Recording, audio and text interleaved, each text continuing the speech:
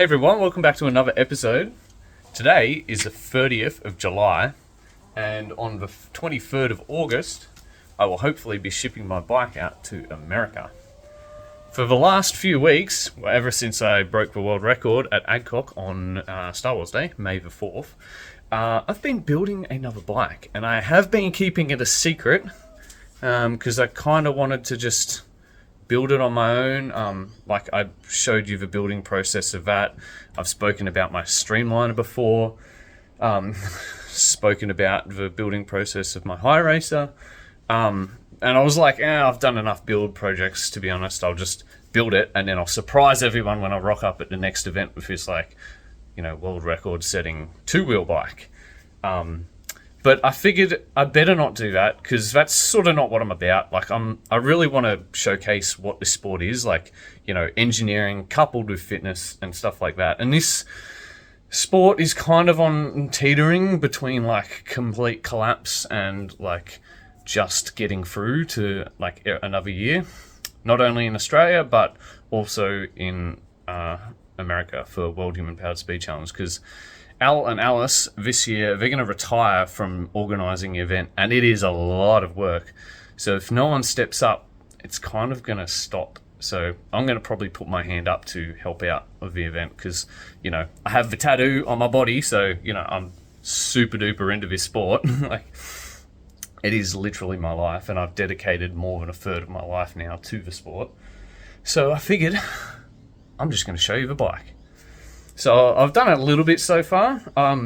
It's mostly framed around my streamliner.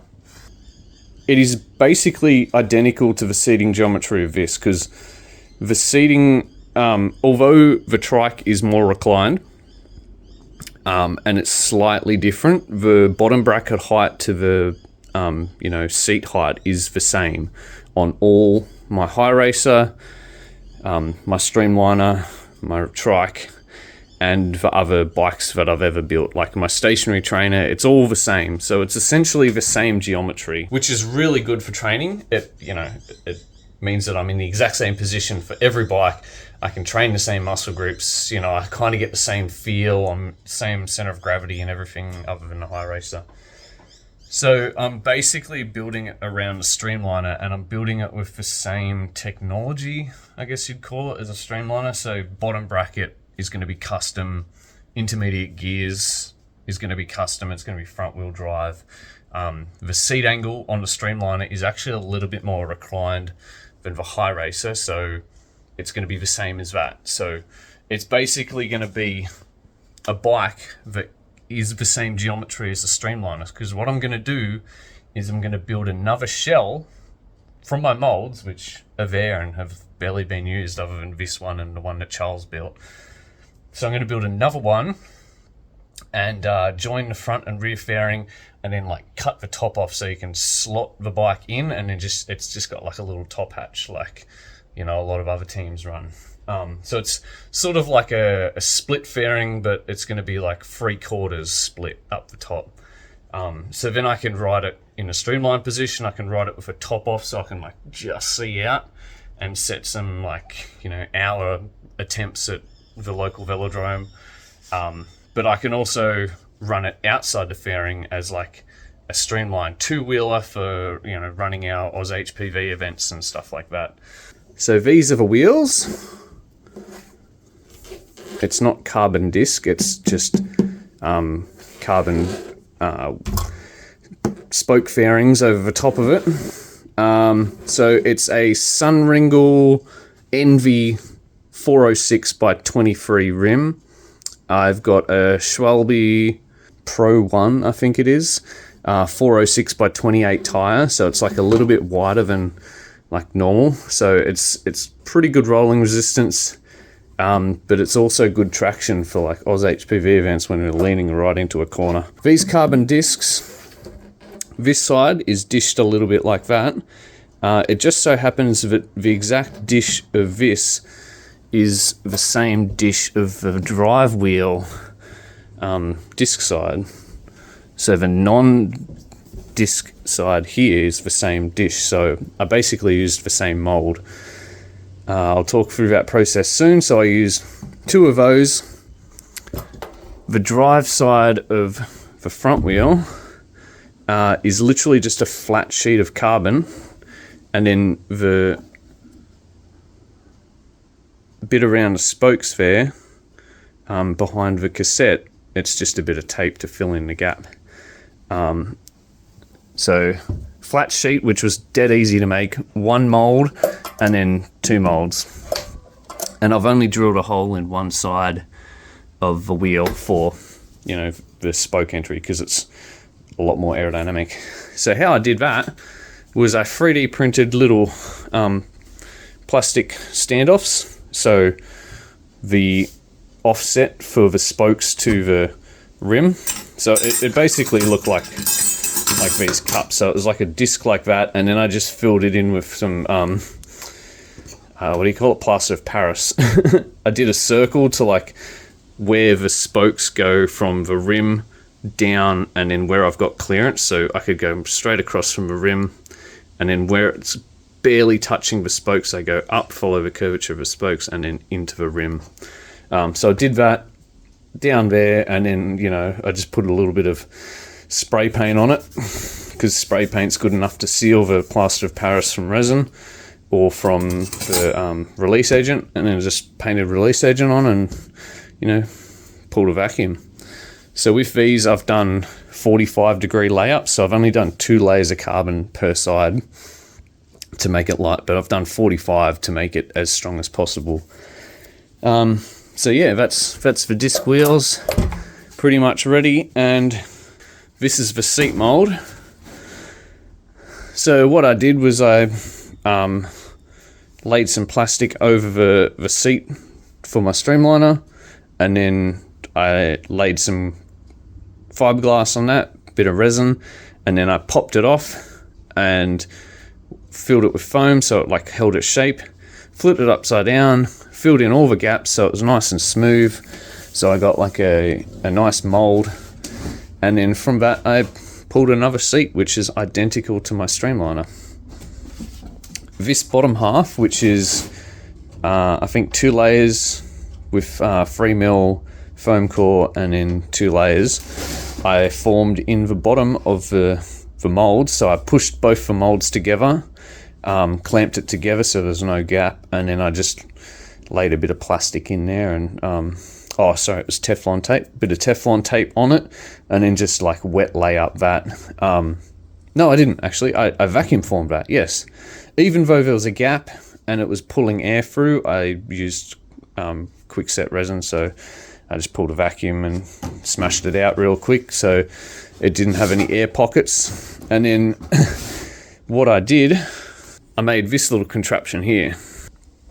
So if you sit the seat mold in this seat here, which it will fit perfectly in, and you pop this seat jig on it until it reaches those bubbles, it should fit perfectly on these 2 lines. So you've got 1 line there and 1 line there. So I know that that is a correct seat angle. So when I come to form this onto the frame, I know I get the right seat angle. So now we have the frame here. This design is based off John Morsiglio, I think it is, Low Racer. Mike Mowat owns one. That's kind of where I saw it. Coupled with like a Velocraft no-com with modifications to it. So it's pretty low. It's got a pointy nose on it. This here is internal cable routing. It's going to be completely internally cable routed on everything. Even the forks are going to have internal cable routing for the gears and the brakes. So nothing's going to be in the streamline of the air. And what I found when I did the bottom half of the seat mold is that things are really strong when you put sandwich core material in it. So what I did here was I 3D printed lots of little pieces, whatever my 3D printer could fit in. I think there's like 13 pieces here, and then this little bit here that offsets for the bottom bracket. So I 3D printed those, so I'll probably do like 2 to 3 layers of carbon at 45 on the inside, and on the outside I'll do 2 to 3 layers of carbon, so it'll be like a sandwiched, carbon will be sandwiched between this, pretty much like that. And then when it comes to the seat,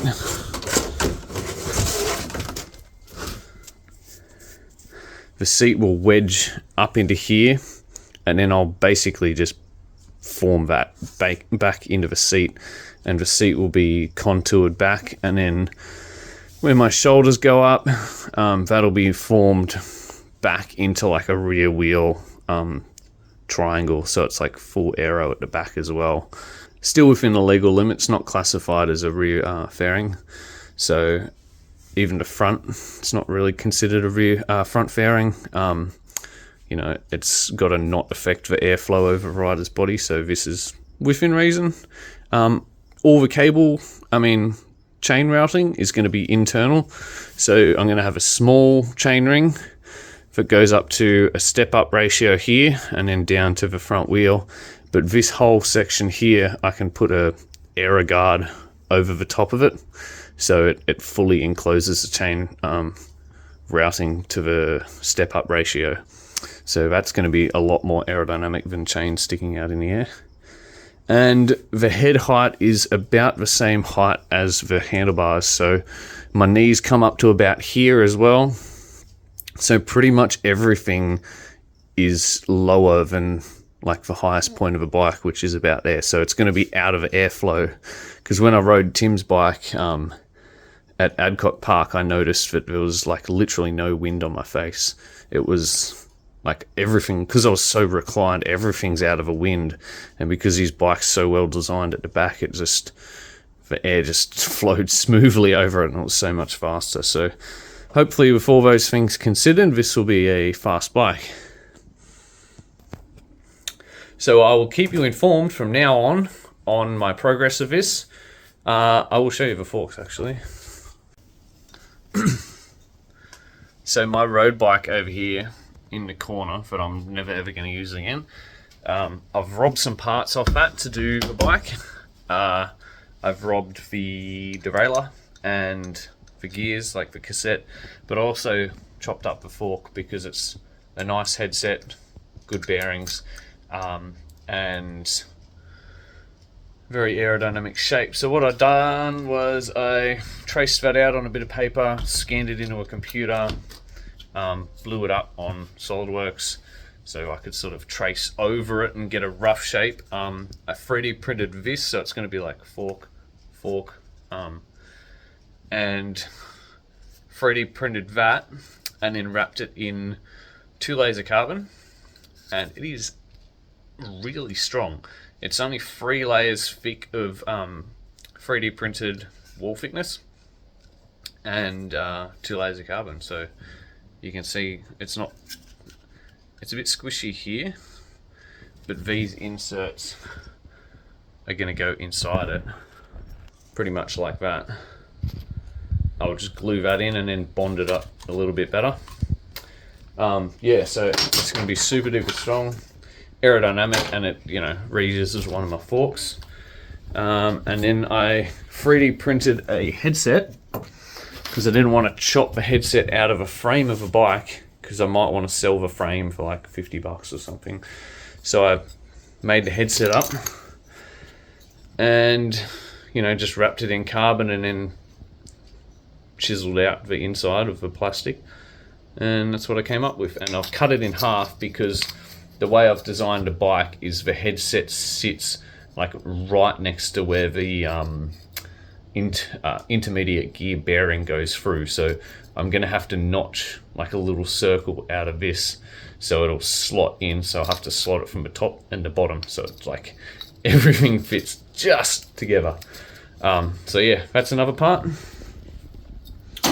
and that's pretty much all I've done now. I've got some carbon on order because I ran out to do the frame, and I've got some vacuum bag ready to go, so as soon as I get the carbon I can start chopping it up, lay it up, and do some slow cure resin and vacuum form that. So I should have a frame within the next couple of weeks to show you. and then probably ease up a little bit because I've got Battle Mountain coming up. And then after Battle Mountain, hopefully, I've got the Oz HPV Challenge in November, the 6th. So maybe I can smash out the finishing of this build enough that I can, at least ride it at Oz HPV Challenge.